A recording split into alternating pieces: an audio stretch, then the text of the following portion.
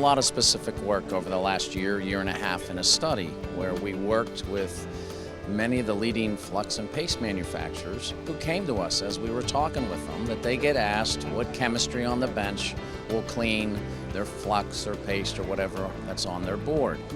So we ran a study with their assistants and independently verified specific MicroCare chemistries that will work with each specific flux or paste, not only on the bench, but we took a step further for the automated vapor degreasing chemistries we offer the marketplace.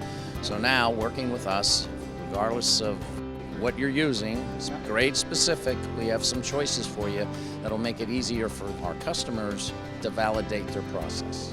What specifically did you test for?